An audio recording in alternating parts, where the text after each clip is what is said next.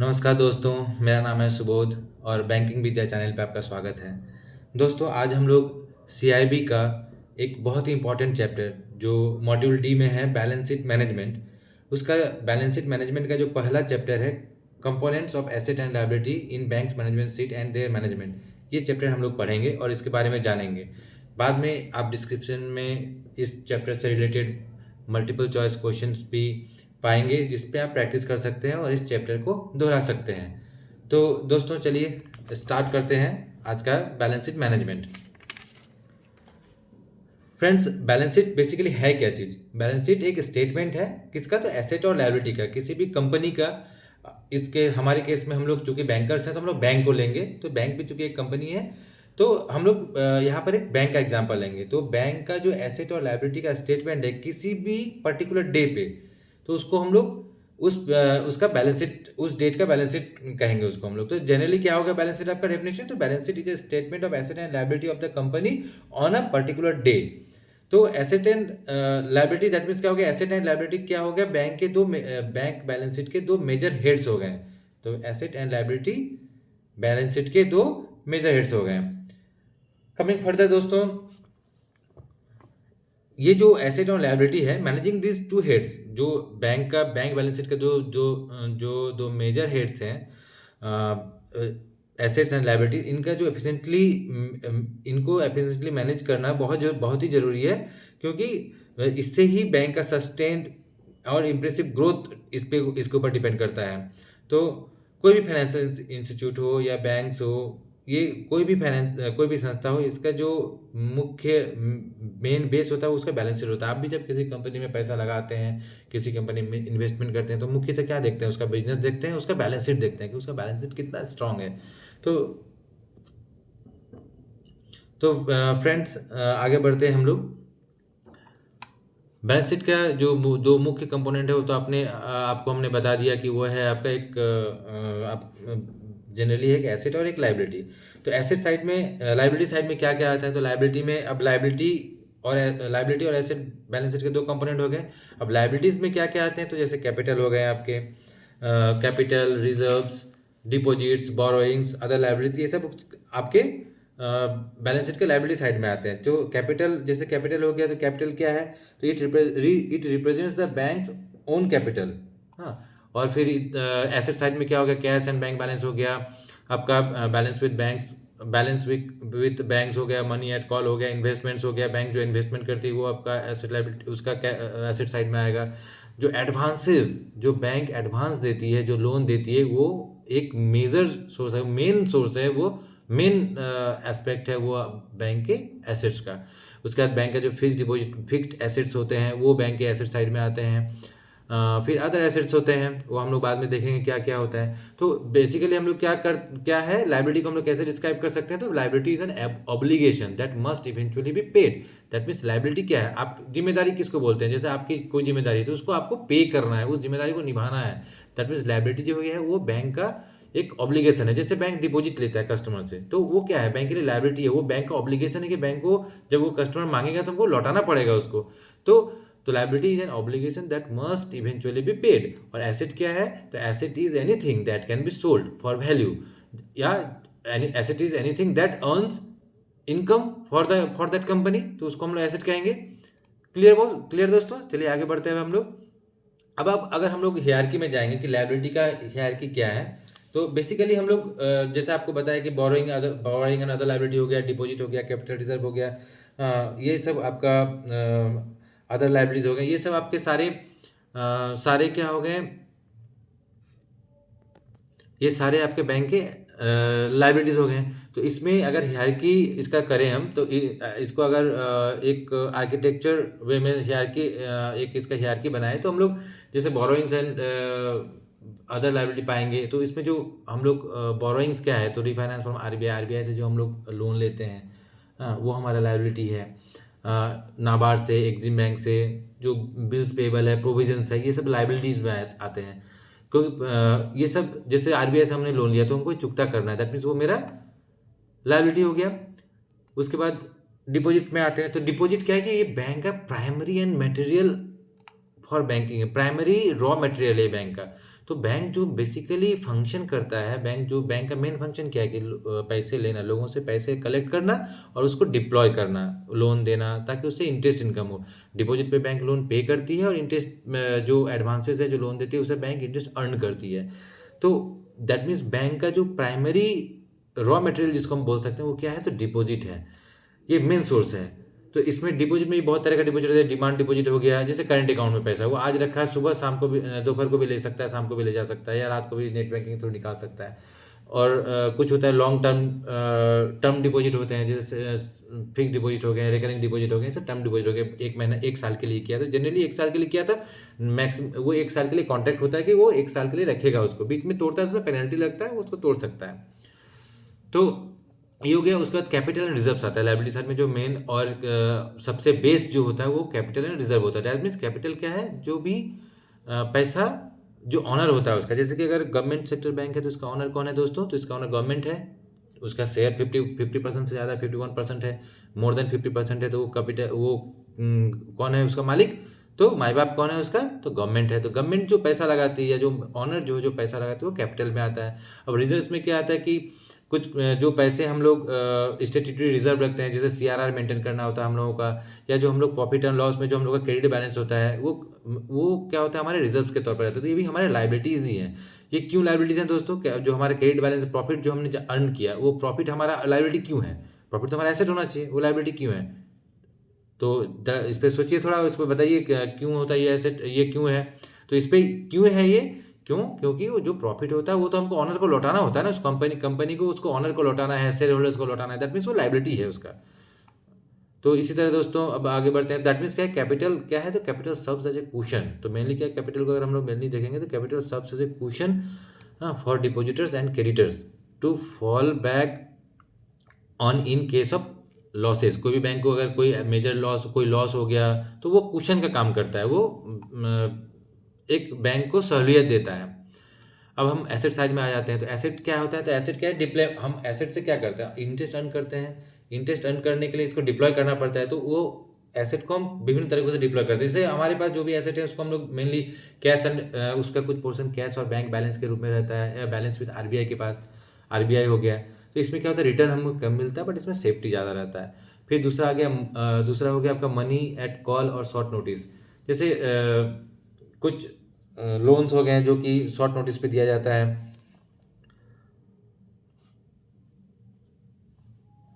हाँ, तो यही हो गया। Under call money market funds are transacted on a overnight. अब बैंक जो है बहुत सारा मैंने मनी मार्केट में जो है, कॉल मनी मार्केट में इसको डिप्लॉय करती है और वो ओवरनाइट बेसिस पे होता है। Under notice money market funds are transacted for a period between 2 to 14 days. और नोटिस मनी मार्केट जो होते हैं उसमें फंड्स जो है दो तरह, एक ओवरनाइट भी बैंक डिप्लॉय करता है, तो वो आपका कॉल नोटिस शॉर्ट नोटिस पे होता है, और एक होता है आपका एक सर्टेन 2 डेज से 14 डेज के लिए होता है, तो वो आपका उस वही ये एक तरह से डिप्लॉयमेंट हो गया। दूसरा होता है इन्वेस्टमेंट। एक और होगा जो डिप्लॉयमेंट होता है इन्वेस्टमेंट। जो बैंक का जो बैंक का एसेट्स होते हैं, बैंक उसको इन्वेस्ट करती है। जैसे a major asset item in bank's balance sheet is investment in various kinds of securities. बहुत तरह के जो गवर्नमेंट सिक्योरिटीज होते हैं या गवर्नमेंट अप्रूव्ड सिक्योरिटीज होते हैं, shares, debentures and bonds. Subsidiary जो होते हैं, बैंक का जो सब्सिडरी होता है, बहुत सारे बैंक का देखिएगा, जैसे एसबीआई लाइफ है, सब्सिडरी है, तो उस पर इन्वेस्टमेंट होता है। तो उस पर उसको इनकम होता है, और या अदर इन्वेस्टमेंट होते हैं। इस तरह के इन्वेस्टमेंट से बैंक को अर्निंग होता है। तो ये भी दैट मीन्स वहाँ से अर्निंग हो रहा है। जो मेजर सोर्स है, जो हम लोग बैंक का मेजर जो सोर्सेज है वो है एडवांसेस एंड फिक्स एसेट्स। तो एडवांसेस जो होते हैं वो बैंक का मेजर मोस्ट इंपॉर्टेंट और मेजर एसेट होता है in terms of bank balance sheet. जब जो भी हम लोग बैंक एडवांस लोन देते हैं कस्टमर्स को, उससे जो हमको इंटरेस्ट अर्न होता है वो एक सबसे मेजर और इम्पोर्टेंट पार्ट होता है बैलेंस शीट का। तो अब एडवांसेस में भी आगे चल के हम लोग पढ़ेंगे। एडवांसेस में भी बहुत तरह के एडवांस होते हैं, जैसे कि कैश क्रेडिट हो गया, overdraft loan, repayables on demand and term loan होते हैं। ये एडवांसेस के डिफरेंट टाइप्स ऑफ ये एडवांसेस हैं। तो बेसिकली क्या है कि अगर हम लोग इसको हियर इस फ्लो को देखेंगे तो हम लोग क्या है कि हम लोग देखते हैं कि कैश प्रोवाइड सेफ्टी, जो भी हमारा लिक्विडिटी जहाँ पर ज़्यादा है तो वो ऑब्वियस सी बात है, वो कैश प्रोवाइड सेफ्टी प्रोवाइड करता है, बट इनकम नहीं होता है, तो इनकम बहुत ही कम मिलता है या नहीं होता है। अगर करंट अकाउंट में बैंक का पैसा रखा हुआ है तो लिक्विड है कि आज रखा है, अभी जरूरत पड़ा तो बैंक निकाल सकता है, बट उसमें क्या है, इंटरेस्ट नहीं मिलता। या आरबीआई के पास रखता है तो लिक्विडिटी बहुत ज़्यादा है, आरबीआई से कभी भी बैंक को जरूरत पड़ा पैसा ले सकता है, बट आरबीआई का उधर रिटर्न काफ़ी कम देता है। बट एडवांस में जब बैंक सबसे ज़्यादा तो लोन होता है, बैंक जब लोन देता है तो उसमें जो बैंक का इंटरेस्ट इनकम होता है वो बहुत ही सबसे ज़्यादा मेजर कंट्रीब्यूटर वही है, और उसमें रिस्क भी ज़्यादा होता है क्योंकि एनपीएस हो जाते हैं अकाउंट। ठीक है, तो अब हाई रिस्क है तो हाई गेन है तो हाई रिस्क रहेगा।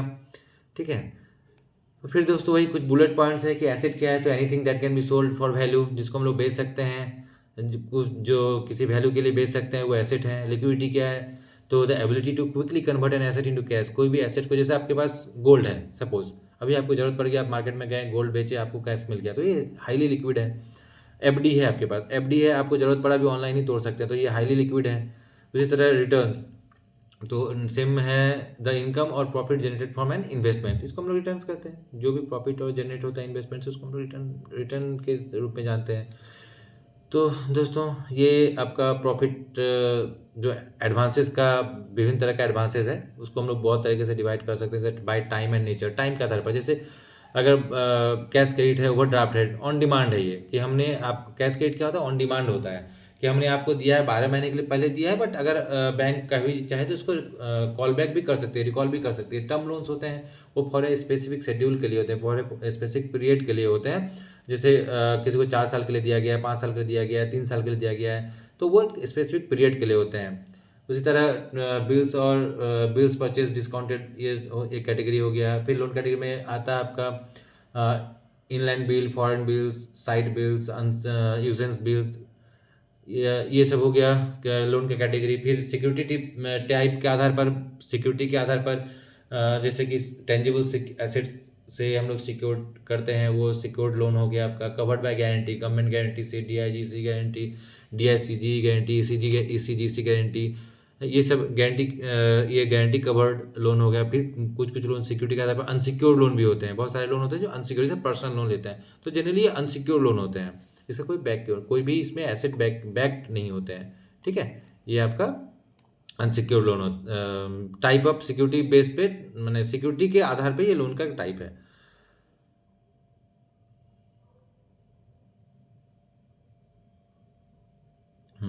अब क्या है कि कुछ ये जो आपने पढ़ा, आपने अभी जाना एसेट और लायबिलिटी के बारे में, इसमें और कुछ ऐसे पार्ट होते हैं जो कि हिडन होते हैं, जो कि बैलेंस शीट में एक तरह से हिडन पार्ट होता है बैलेंस शीट का, वो होता है other assets and contingent liability. तो अदर एसेट्स में क्या क्या आता है, जैसे इंटरेस्ट अक्रूड, जैसे कहीं पे कोई बैंक ने इन्वेस्ट किया हुआ है, उसमें जो इंटरेस्ट अक्रूड हुआ है, कलेक्ट हुआ है, वो इंटरेस्ट अक्रू हुआ है, वहाँ पे एक्यूमुलेट हुआ है, बट उसको हमने कलेक्ट नहीं किया है, तो ये अदर एसेट्स में आता है।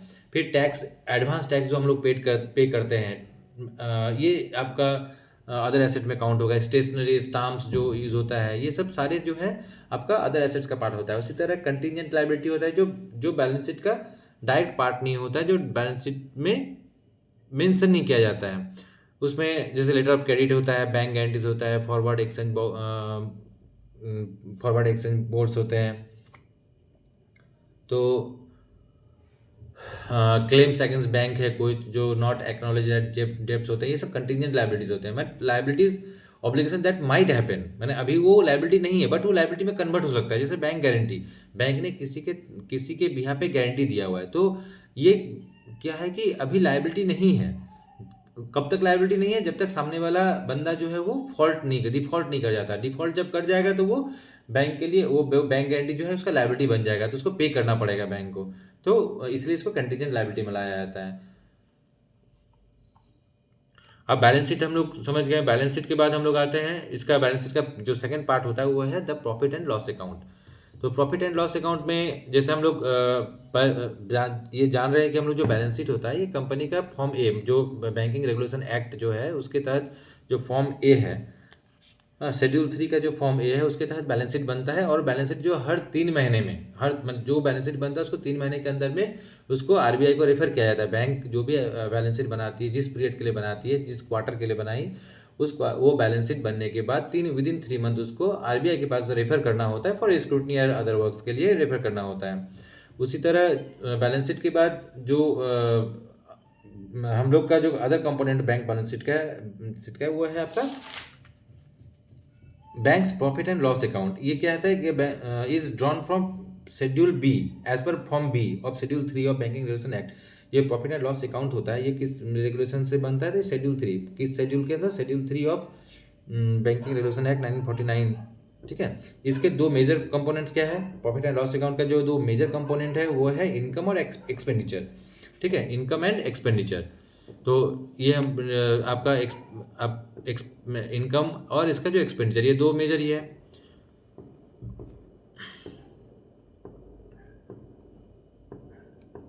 तो इसमें दोस्तों एक नोटिस करने वाली बात यह है कि जो बैलेंस शीट होता है वो क्या होता है? एक स्ट्रक्चर शो करता है, किसी भी कंपनी का एक स्ट्रक्चर शो करता है कि वो कितना मजबूत है।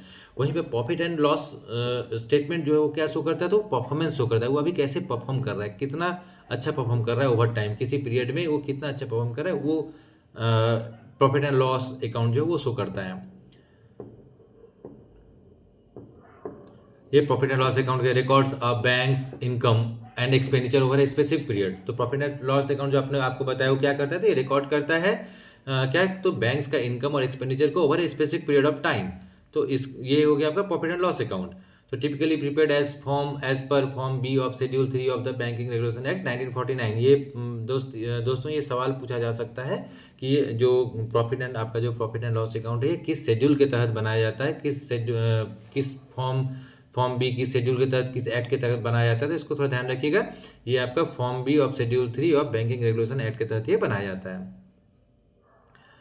फिर इसके बाद आपका आ जाता है कि रेवेन्यू स्ट्रीम्स। बैंक का जो मेनली रेवेन्यू स्ट्रीम्स है वो क्या क्या है? इंटरेस्ट और नॉन इंटरेस्ट इनकम है। तो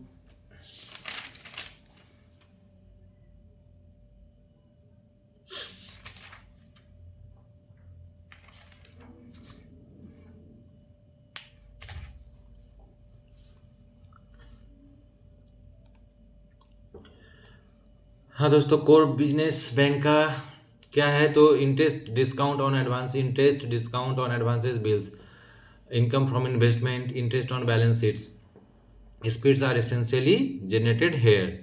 ठीक है, अदर इनकम में है fee based volatile commission on exchange brokerage, ऐसी बैंक गारंटीज में जो हम लोग कमीशन लेते हैं वो अदर इनकम में आता है। Profit on sale of investment land, जो भी कुछ अगर सेल करते हैं तो वो आता है उसमें प्रॉफिट, अदर इनकम में आता है। प्रॉफिट ऑन एक्सचेंज ट्रांजेक्शन, जो फॉरेक्स में जो भी हम लोग एक्सचेंज ट्रांजेक्शन करते हैं उसमें आता है।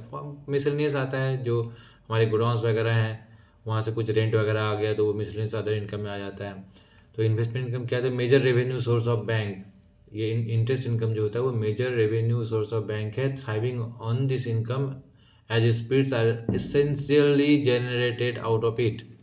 ठीक है, इसको ध्यान दीजिएगा। इंटरेस्ट इनकम क्या है? तो major revenue source for a bank है। Thriving on this income as spreads are essentially generated out of it includes interest and discount on loans, advances and investment. Other income क्या है? तो revenue source of beyond interest. Other income भी क्या है? Bank के लिए एक revenue source है जो कि इंटरेस्ट के अलावे मिलता है। It includes fees from services like exchange commission, brokerage and profit from sales, revaluation of assets etcetera. ये अदर इनकम है बैंक का। ठीक है,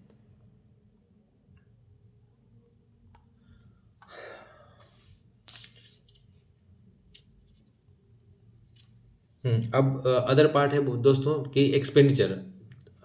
दो ही प्रॉफिट एंड लॉस अकाउंट का दो हेड है मेन, एक इनकम और दूसरा एक्सपेंडिचर एक्सपेंसेस। तो एक्सपेंसेस में क्या है? सबसे मेजर एक्सपेंसेस क्या होता है बैंक का? सबसे मेजर एक्सपेंसेस जो होता है वो बैंक का होता है interest expanded, that is financial cost on interest on deposit. Largest expenses होता है दोस्तों ये इंटरेस्ट ऑन डिपॉजिट। ठीक है, interest on RBI interbank borrowings, interest on RBI interbank borrowings, जो हम लोग आरबीआई से बोरोइंग लेते हैं उसको जो पे करते हैं, ये मेजर पोर्शन है ये। उसका दोस्तों आ जाता है ऑपरेटिंग एक्सपेंसेस। ठीक है, बैंक का ये तो एक्सपेंसेस का एक पार्ट हो गया जो हम लोग इंटरेस्ट सबसे मेजर पार्ट हो गया। दूसरा पार्ट होता है ऑपरेटिंग एक्सपेंसेस, जो बैंक स्टाफ रखती है, सैलरी देती है, उसके लिए वो एक्सपेंसेस हो गया। रेंट हो गया, taxes, lighting, depreciation of bank, ये आपका अदर एक्सपेंसेस आ गया। तो ये पार्ट ऑफ ऐसे आपका प्रॉफिट एंड लॉस अकाउंट का जो पार्ट होता है इनकम, इनकम के अंदर में हम लोगों ने देखा कि इनकम में क्या क्या आता है। तो इनकम में आता है आपका रेवेन्यू इनकम, रेवेन्यू स्ट्रीम्स क्या है, इंटरेस्ट क्या है, इंटरेस्ट और नॉन इंटरेस्ट इनकम आता है बैंक का। इंटरेस्ट इनकम में आ गया आपका इंटरेस्ट, डिस्काउंटेड एडवांसेज, और अदर इनकम में आ गया कमीशन, एक्सचेंज वगैरह जो है, इसमें इंटरेस्ट सेक्शन में आ गया। और जो एक्सपेंसेस में आता है, तो एक्सपेंसेस में क्या क्या आता है दोस्तों, तो इसमें आता है मेजर हेड जो है वो इंटरेस्ट ऑन डिपॉजिट। अगर पूछता है कि अगर ऑप्शन देता है, मल्टीपल चॉइस क्वेश्चन पूछा जाता है कि बैंक का सबसे ज़्यादा एक्सपेंसेस किस में होता है, which heads in which head banks expenses more the most, तो होगा interest on deposit. Large expenses जो होता है इसी पे होता है। फिर interest on RBI interbank borrowings जो होते हैं इस पे करते हैं हम लोग, ठीक है। उसके बाद ऑपरेटिंग एक्सपेंसेस में आ जाता है, तो ऑपरेटिंग एक्सपेंसेस में स्टाफ को जो सैलरी देते हैं, रेंट देते हैं घर का, डिप्रिसिएशन, ये सब सारे आपके ऑपरेटिंग एक्सपेंस में आ जाते हैं, ठीक है दोस्तों। तो आगे है इसका कि बैंकिंग का जो बैंकिंग को हम लोग अगर दो एरा में बांटे, तो एक है प्री 1993 और एक पोस्ट 1993। मैंने प्री 1993 में क्या सारा चीज़ रेगुलेटेड हुआ करते थे, सरकार रेगुलेट करते थे, जैसे रेट ऑफ इंटरेस्ट क्या होगा, एफडी का रेट ऑफ इंटरेस्ट क्या होगा, लोन का रेट ऑफ इंटरेस्ट क्या होगा। दैट मीन्स ये सारे चीज़ सरकार की तरफ से तय किया जाता था। तो ये हो गया आपका प्री 93। जब देश लिबरलाइजेशन की तरफ आगे बढ़ा, ग्लोबलाइजेशन की तरफ आगे बढ़ा, तब ये सरकार ने इसको डीरेगुलेट कर दिया। तो जब ये डीरेगुलेशन हो गया, तो हाँ, इससे क्या होगा कि जैसे अब वोलाटिलिटी बढ़ा, जैसे कि पोस्ट डीरेगुलेशन हो गया, तो डीरेगुलेशन से क्या हुआ कि वोलाटिलिटी बढ़ा, global flow of money affecting domestic rate, causing fluctuations in flow और कॉस्ट। जब ग्लोबलाइजेशन बढ़ा तो विदेशों से भी पैसा आने लगा, बिजनेस से पैसा इन्वेस्ट होने लगा, तो जब वो ग्लोबल मनी जब इनफ्लो हुआ देश में, तो ये क्या हुआ, डोमेस्टिक रेट को अफेक्ट करने लगा, causing fluctuations in flows and cost. फिर प्रोडक्ट इनोवेशन होने लगा कि नए नए तरह के एफडी, जब बहुत तरह के आपको 300 दिन का एफडी दिखता है, 400 दिन का एफडी दिखता है। तो पहले पहले जनरली 1 साल का, 2 साल का ऐसा हुआ करता था। अभी बहुत तरह का इनोवेशन होते रहता है इसमें, कम्प्लेक्स प्रोडक्ट्स सब कोई सारे बैंक्स इंट्रोड्यूस कर रहे हैं। इसमें जो बैंक का माने इंटरेस्ट रेट जो होता है वो अफेक्ट करता है।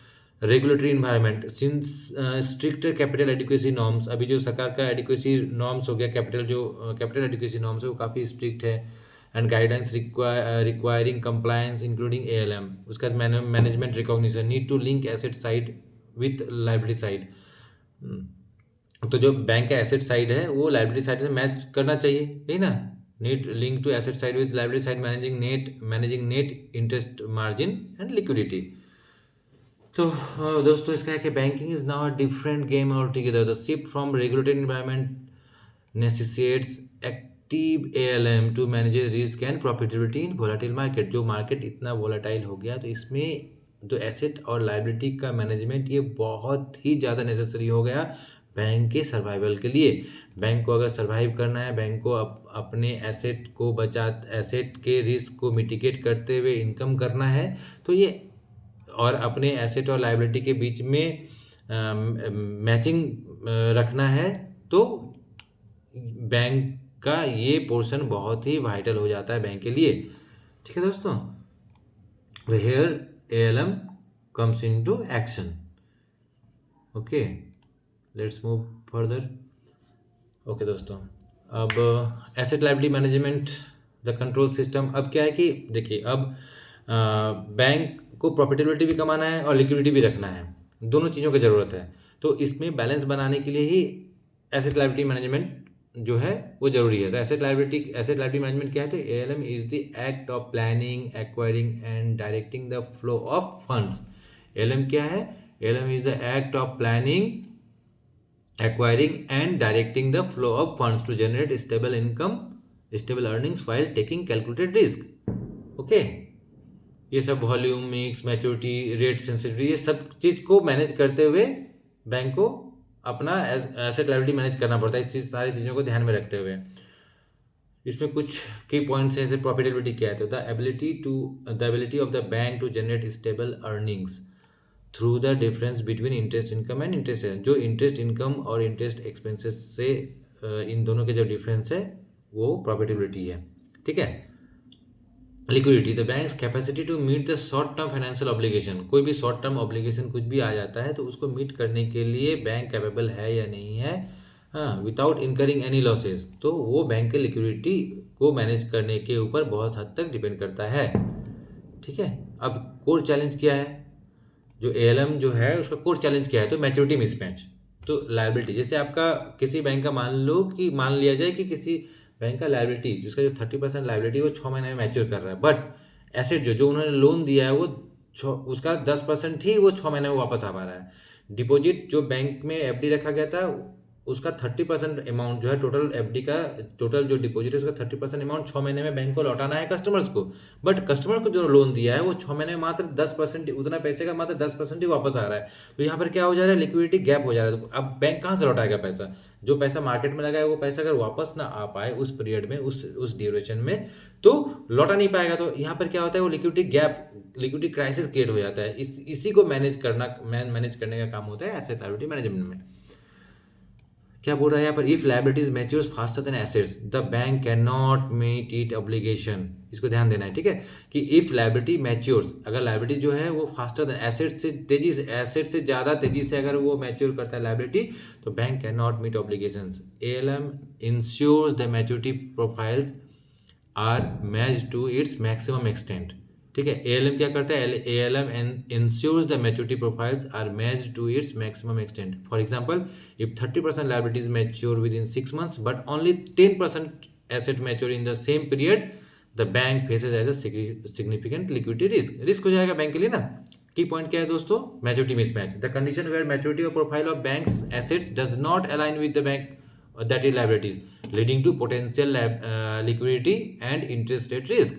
ठीक है, चलिए अब देखा जाए पैरामीटर्स फॉर स्टेबलाइजेशन। अब इसमें क्या क्या पैरामीटर है स्टेबलाइजेशन के लिए, पैरामीटर्स ऑफ स्टेबलाइजेशन के लिए क्या क्या है, तो net interest margin, net interest income. तो नेट इंटरेस्ट इनकम कैसे निकलता था, टोटल इंटरेस्ट इनकम से अगर हम टोटल इंटरेस्ट एक्सपेंसेस को माइनस कर देंगे तो हमारा क्या हो जाएगा, ये नेट इंटरेस्ट इनकम निकलेगा। इसमें इसका टारगेट क्या है, तो इसमें मिनिमाइज फ्लक्चुएशन, जितना कम फ्लक्चुएशन हो उतना कम फ्लक्चुएशन इसमें रखना है। ठीक है, स्टेबिलिटी के लिए। उसके बाद है नेट इंटरेस्ट मार्जिन। ठीक है, नेट इंटरेस्ट मार्जिन या नीम जिसको हम लोग बोलते हैं, या स्प्रेड जिसको बोलते हैं, इसको हम लोग, ये क्वेश्चन पूछा जा सकता है स्प्रेड क्या है, तो स्प्रेड क्या है, तो आपका नेट इंटरेस्ट मार्जिन है। इसको हम लोग कैसे निकालते हैं, तो नेट इंटरेस्ट इनकम जो निकला हमारा NII, उसको हम लोग डिवाइड करते हैं कैसे, तो एवरेज टोटल अर्निंग एसेट, जो भी हमारा टोटल अर्निंग एसेट है उससे हम लोग उसको डिवाइड करते हैं, तो हमारा ये निकल जाता है नीम के ऊपर क्वेश्चन पूछा जा सकता है आपसे। तो इनसाइट, इसका क्या इनसाइट है, हायर स्प्रेड, जितना ज़्यादा स्प्रेड होगा higher will be the risk, जितना ज़्यादा स्प्रेड होगा उतना ज़्यादा रिस्क होगा। अब क्या है, इकोनॉमिक इक्विटी रेशियो, इसको कैसे निकालते हैं दोस्तों, economic equity ratio, share holders fund को हम लोग डिवाइड करते हैं टोटल एसेट से। इसका पर्पस क्या है, तो ये measures capacity to sustain growth and support risk, ये ग्रोथ को सस्टेन करता है और रिस्क को सपोर्ट करता है। रिस्क बैंक जो भी लायबिलिटी और एसेट लायबिलिटी का जो मिसमैच होता है उसमें जो भी रिस्क होता है उस रिस्क को ये सपोर्ट करने का काम करता है। इसमें की पॉइंट क्या है दोस्तों, कि NIM is the key parameter of performance. ठीक है, ALM aims to keep NIM commensurate with the risk target. ठीक है, चलिए आप आगे बढ़ा जाए। ALM as coordinated management, strategy क्या है इसका, तो specific balance sheet management. Asset side में हमको reserve, liquidity, investment, loans, liability side में हमारा लायबिलिटी मिक्स, कैपिटल, ये हो गया। और प्रॉफिट एंड लॉस में अगर आते हैं तो उसमें इनकम एक्सपेंडिचर मैनेजमेंट करना है हमको। उसमें क्या क्या है, तो इनकम है, maximising interest and non interest income. उसी तरह एक्सपेंडिचर में क्या है, तो कंट्रोलिंग इंटरेस्ट एक्सपेंसेस प्रोविजंस। ठीक है, तो दोस्तों यही है आपका आज का बैलेंस शीट का ऐसे कंपोनेंट्स जो हम लोगों ने पढ़ा। बेसिकली हम लोगों ने ये जाना कि इसमें एसेट लायबिलिटी जो बैलेंस शीट है उसका दो मुख्य कंपोनेंट है, वो एसेट लायबिलिटी है। अब एसेट का क्या क्या पार्ट है, एसेट में क्या क्या आता है, लायबिलिटी में क्या क्या पार्ट आता है, हो गया। उसके बाद हम लोग जाने क्या कि बैंक का एसेट लायबिलिटी के बने हुआ जो फॉर्म बी होता है बैंकिंग रेगुलेशन एक्ट 1949 के तहत, फॉर्म बी, उसमें हम लोग बैंक का प्रॉफिट एंड लॉस अकाउंट बनाते हैं, लॉस अकाउंट हम लोग शो करते हैं। तो इसके बारे में हम लोगों ने जाना। तो दोस्तों अब अगर समराइज करें इस चीज़ों को तो ALM क्या है, तो ALM is not just about avoiding risk, it is about managing the net interest margin so that its level is commensurate with the risk return target of the bank। अब इसमें क्या है कि function of planning asset liability जो आपने बताया, हम पहले डिस्कस किया था ALM क्या है, तो ALM is function of planning acquiring and directing of the flow of funds in a bank with a view to stabilise improve spread नीम।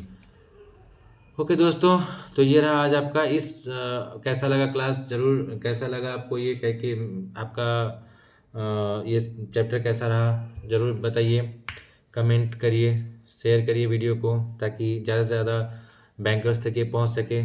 दोस्तों बैंक CIB ये बैंक के लिए, आपके नॉलेज के लिए कितना ज़रूरी है ये तो वक्त बताएगा, बट जो सबसे ज़्यादा ज़रूरी है वो आपके फाइनेंशियल मैनेजमेंट, फाइनेंस के लिए, आपके फाइनेंस के लिए ज़्यादा ज़रूरी है, आपके फाइनेंशियल हेल्थ के लिए ज़्यादा ज़रूरी है। अगर आप JIB और CIB नहीं करते हैं तो आपको ओवरऑल पीरियड में लगभग 50 लाख 40 to 50 लाख का लॉस होता है। तो अगर आप ये लॉस बियर करने के लिए तैयार हैं, या अभी आप 2 से 3 घंटे पर डे पढ़ के पढ़ाई करके अगर आप इसको CIB को क्लियर करते हैं, उस पेन के लिए, इस कोशिश के लिए आप तैयार हैं। बस इसी सोच के साथ आपको आज के लिए इतना ही। बाय।